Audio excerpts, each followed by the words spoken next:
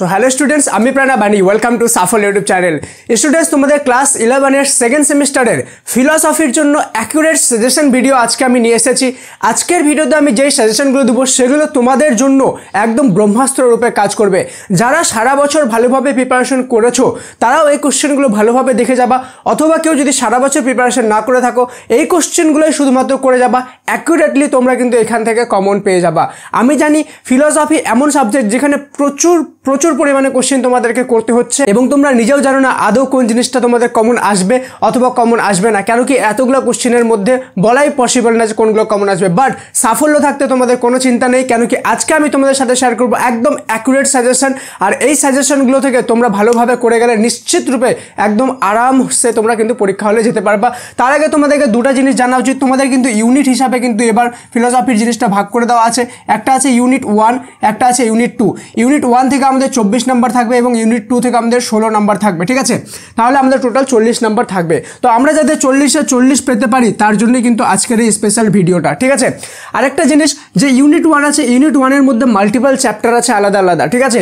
এবং ইউনিট 2-এর মধ্যে multiple chapters আছে আলাদা আলাদা। তো আমি তোমাদেরকে চেষ্টা করবো যত কম থেকে কম কোশ্চেন দিতে পারি, কেন কি আমি জানি শেষ মুহূর্তে অনেক কোশ্চেন করা কিন্তু তোমাদের জন্য পসিবল না। তার জন্য আমি যে কোশ্চেনগুলো দেবো খুব ভালোভাবে মনোযোগ সহকারে এগুলো দেখবে, নোট করবে এবং এগুলো প্রিপারেশন করে যাবে। এখান থেকে পরীক্ষার মধ্যে কমন পাবেই পাবে। তো চলো বেশি দেরি না করে আজকের এই মোস্ট ইম্পর্টেন্ট ভিডিওটি শুরু করা যাক। Let's get started.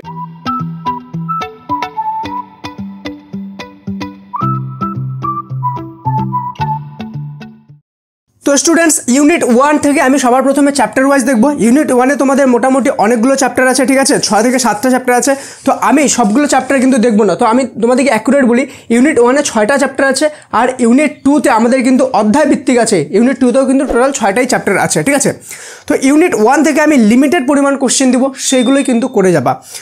তো নাম্বার 1, চ্যাপ্টার 1-এ, ইউনিট 1-এর চ্যাপ্টার 1-এ যে কোশ্চেনগুলো করতে হবে সেটা হলো 1 নম্বর যুক্তি কি, 2 নম্বর তর্কবিদ্যা কাকে বলে, 3 নম্বর অবরোহ ও আরোহণ যুক্তির মধ্যে পার্থক্য কি, 4 নম্বর বৈধ ও অবৈধ যুক্তির পার্থক্য, 5 নম্বর যুক্তি ও যুক্তির উপাদানের মধ্যে পার্থক্য। এটা কোশ্চেন আবার অন্যভাবে আসতে পারে, যুক্তি ও যুক্তির আকারের মধ্যে পার্থক্য, ঠিক আছে? 7 নম্বর যুক্তির কয়টি দিক আছে ও কি কি, 8 নম্বর অনুমান কাকে বলে, অবরোহ ও আরোহ অনুমানের উদাহরণ দাও। এগুলো কিন্তু সবগুলো শর্ট কোশ্চেন, মনে রাখবা। চ্যাপ্টার 1 থেকে কিন্তু সব শুধুমাত্র 2 নম্বরের কোশ্চেন আসবে, শর্ট কোশ্চেন, ঠিক আছে? নেক্সট চলে যাবো আমরা চ্যাপ্টার 2-তে। চ্যাপ্টার 2-এর প্রথম কোশ্চেন হলো বাক্য ও বচন কাকে বলে, উদাহরণ সহ এদের বৈশিষ্ট্যগুলি আলোচনা করো। 2 নম্বর নিরপেক্ষ ও সাপেক্ষ বচন সম্বন্ধে উদাহরণ সহ আলোচনা করো। 3 নম্বর বাক্য ও বচনের মধ্যে সাদৃশ্য ও বৈসাদৃশ্য আলোচনা করো। 4 নম্বর পদের ব্যাপ্যতা বলতে কি বোঝো, পদের ব্যাপ্যতা দেখে কিভাবে বচন নির্ণয় করা যায়। ইউনিট 2 থেকে মাত্র এই 4টা কোশ্চেনই করবা, ঠিক আছে? এগুলো তোমাদের 4 মার্কসের কোশ্চেন, শুধুমাত্র 4টা করে যাবে। তোমরা কি ভাবছো আমি বাকিদের মতো 100টা 200টা করে কোশ্চেন দেবো তারপর মধ্যে থেকে আসবে? না, অ্যাকুরেট কোশ্চেন মানে অ্যাকুরেট, লিমিটেড কোশ্চেন দেবো, ওর মধ্যে থেকে অ্যাকুরেট আসবে। তার আগে বলে দিই, এই যে রিসার্চ করেছি এটা করতে কিন্তু প্রচুর পরিমাণে এফোর্ট করতে হয়েছে।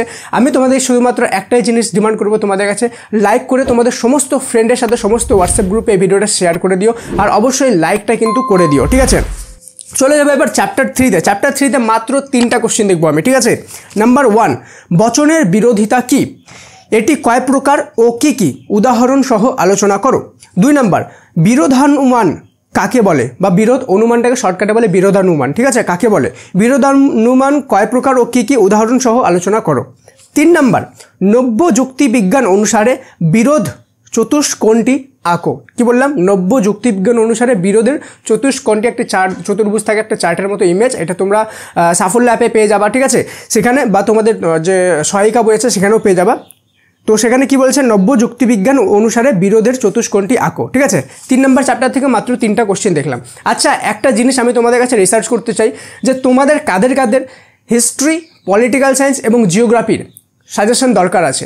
ওকে, আমি এটা দেখতে চাই যে কাদের দরকার আছে। যদি তোমাদের জেনুইন দরকার থাকে তাহলে আমি তোমাদের জন্য স্পেশাল সেগুলো সাজেশন বানাবো, অ্যাকুরেট সাজেশন, এবং সেগুলো তোমাদেরকে আমি যথেষ্ট 3-4 দিন আগেই দিয়ে দিব, যাতে তোমরা প্রিপারেশন করারও সময় পাও, ঠিক আছে?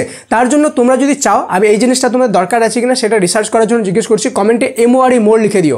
যদি MORE মোর অনেকগুলো লেখা থাকে তাহলে আমি বুঝবো যে হ্যাঁ তোমাদের হিস্ট্রি, জিওগ্রাফি এবং পলিটিক্যাল সায়েন্সের অ্যাকুরেট সাজেশন দরকার, তাহলে কিন্তু আমি তোমাদের জন্য সেগুলো এনে দেবো। আমিও দেখি কতজনের হিস্ট্রি, পলিটিক্যাল সায়েন্স আর জিওগ্রাফি আছে, সবাই কমেন্টে এমওআরই মোর লিখে দিও। আর সেই ভিডিওগুলো যখন আসবে সেই ভিডিওর নোটিফিকেশন পাওয়ার জন্য সাবস্ক্রাইব করে বেল আইকনটা প্রেস করবা। ওকে, সবাই সাবস্ক্রাইব করে নাও, কিন্তু বেল আইকন প্রেস করো না অনেকজনই।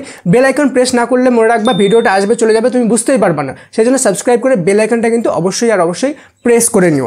চলো দেখে নিই 4 নম্বর আমাদের চ্যাপ্টার থেকে। 4 নম্বর চ্যাপ্টার থেকে মাত্র 2টা কোশ্চেন দেখব। নাম্বার 1, মাধ্যম ও অমাধ্যম অনুমানের উদাহরণ সহ পার্থক্য লেখো। সেকেন্ড কোশ্চেন, আবর্তন ও বিবর্তন কাকে বলে, উদাহরণ সহ আলোচনা করো। আবর্তন ও বিবর্তনের নিয়মগুলি লেখো। ঠিক আছে, এবার চ্যাপ্টার আমাদের ইউনিট 1 কমপ্লিট। ঠিক আছে, ইউনিট 1 থেকে এগুলোই মাত্র আমাদের করতে হবে। এবার তোমরা বলবে স্যার ইউনিট 1 থেকে তো 4টাই চ্যাপ্টার দিলে, আর দুটো চ্যাপ্টার কি, এখান থেকেই তো কমন চলে আসবে। হ্যাঁ, তবে একটা জিনিস বলে দিই, এখান থেকে কিছু লজিক পার্ট আছে। ঠিক আছে, সেই লজিক পার্টগুলো কিন্তু আমি সাজেশন দিলাম না। কেন দিলাম না? কেন কি স্যার লজিক সাজেশন যে আছে, লজিকের কোনো সাজেশন হয় না, লজিক শিখতে লাগে, লজিক শিখে সেটাকে অ্যাপ্লাই করতে লাগে। তার জন্য তোমরা যে টিচারের কাছে পড়েছো বা পড়ছো সেখান থেকে লজিক জিনিসটা শিখে নিবা, সেটা তোমাকে নিজে সেখানে প্র্যাকটিক্যালি কিন্তু করে দেখাতে হবে। লজিকের হাজার লজিক আছে, কোনটা তোমাকে দিবে, কোনটা বের করতে হবে, সেটা কিন্তু সাজেশনে বলা কোনোদিনই পসিবল না। কেউ যদি বলে তার কথা বিশ্বাস করাটাও তোমাদের উচিত না। তাই ফিলোসফির লজিক পার্টটা আমি সাজেশন দিলাম না, সেটা তোমাদের নিজে শিখে নিজেই কিন্তু পরীক্ষার মধ্যে করতে হবে। আজকে এবার দেখবো আমি ইউনিট 2 থেকে কি আমাদের কোশ্চেন আছে। তো চলো দেখে নিই ইউনিট 2 এর আমাদের মোস্ট ইম্পর্টেন্ট সেই কোশ্চেনগুলো। ইউনিট 2, আচ্ছা তার আগে বলে দিই যে তোমরা এই যে কোশ্চেনগুলো দেখছো এখানে তো শুধুমাত্র কোশ্চেন দিচ্ছি, কিন্তু এগুলোর যদি অ্যান্সার চাও তাহলে কিন্তু সাফল্য SAFOLLO সাফল্য CLASS ক্লাস 11, ওকে, সাফল্য ক্লাস 11টা অ্যাপটা প্লে স্টোর থেকে ইনস্টল করবা। প্লে স্টোরে যাও, সাফল্য ক্লাস 11 লেখো, এটা অ্যাপ পেয়ে যাবা।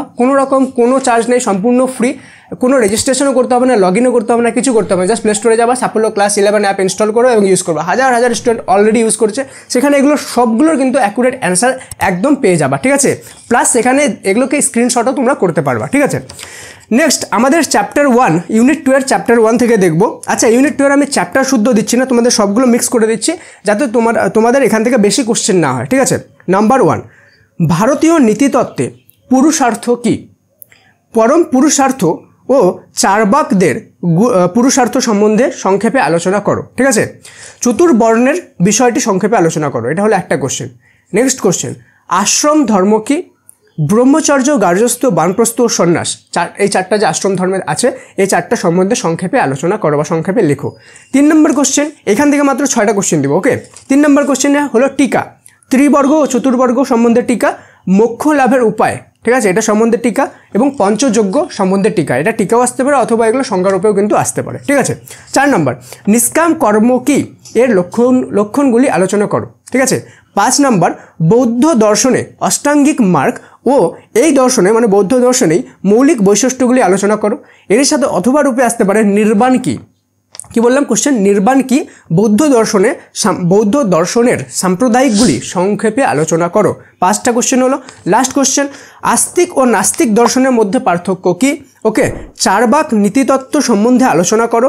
সুখবাদ সম্পর্কে সংক্ষেপে আলোচনা করো। কি বললাম, আস্তিক ও নাস্তিক দর্শনের পার্থক্য, চার্বাক নীতিতত্ত্ব সম্বন্ধে আলোচনা করো, সুখবাদ সম্বন্ধে সংক্ষেপে লেখো। ওকে, এবার দেখো ইউনিট 2 কিন্তু আমি কি বললাম, ইউনিট 2 কিন্তু 2টা পার্ট দেওয়া আছে। ওকে, একটা পার্ট 1, একটা পার্ট 2। ওকে, পার্ট 2, তো পার্ট 1 থেকে আমি 6টা কোশ্চেন দিলাম, আর পার্ট 2 থেকে আমি মাত্র 2টা কোশ্চেন দেবো। দেখো পার্ট 2 এরও 2টা ভাগ আছে। ওকে, একটা এ একটা বি। ওকে, তো পার্ট 2 এর এ যেটা আছে নৈতিক প্রত্যয়সমূহ, সেখান থেকে শুধুমাত্র একটা কোশ্চেন দেখে যাবা, সেটা হলো নৈতিক ও সমাজবিজ্ঞান সম্বন্ধে সংক্ষেপে আলোচনা করো, অভিপ্রায়ের বিভিন্ন রূপগুলি লেখো। ওকে, এটা হয়ে গেল আমাদের নৈতিক প্রত্যয়সমূহ। এবার হয়ে গেল নৈতিক তত্ত্বসমূহ সম্বন্ধে যেটা আছে, নৈতিক তত্ত্ব সম্বন্ধে এখান থেকে একটা কোশ্চেন মাত্র করে যাবা, সেটা হলো ফলমুখী ও উদ্দেশ্যমুখী মতবাদের বিষয়টি সংক্ষেপে আলোচনা করো। কি বললাম, ফলমুখী ও উদ্দেশ্যমুখী মতবাদের বিষয়টি সংক্ষেপে আলোচনা করো। কর্ম কর্তব্যবাদ কি? ওকে, এটা হয়ে গেল আমাদের ইউনিট 2 কমপ্লিট। তাহলে দেখো মাত্র লিমিটেড কয়েকটা কোশ্চেন দিলাম, এখান থেকে মাত্র কয়েকটা কোশ্চেন এবং এখান থেকে লিমিটেড কয়েকটা কোশ্চেন দিলাম। যারা ভালোভাবে পড়েছো তারা খুব ভালোভাবে বুঝতে পারবা জিনিসটা, যে এই যে 6টা 8টা করে কোশ্চেন দিলাম এটা দিতে কতটা এফোর্ট আছে। কেন কি এখান থেকে প্রচুর পরিমাণে কোশ্চেন আছে, কোনগুলো আসবে কেউ কিন্তু তোমরা জানো না। স্টিল রিসার্চ করে সাফল্য তোমাদের জন্য কিন্তু অ্যাকুরেট সাজেশন নিয়ে এসে শুধুমাত্র তোমাদের জন্য। তাই সাবস্ক্রাইব করে বেল আইকনটা প্রেস করে নিও নেক্সট আপকামিং অ্যাকুরেট সাজেশনগুলোর জন্য। আর লাইক করে সমস্ত স্টুডেন্টের সাথে কাইন্ডলি সবার সাথে হোয়াটসঅ্যাপ গ্রুপে তোমাদের সমস্ত ফ্রেন্ডের সাথে এই ভিডিওটা শেয়ার করে দিও। ওকে, দেখা হচ্ছে পরের ক্লাসে, ততক্ষণ পর্যন্ত মন দিয়ে পড়াশোনা করো। আর সবাইকে very very best of luck তোমাদের এক্সামের জন্য। Thank you so much and may God bless you all.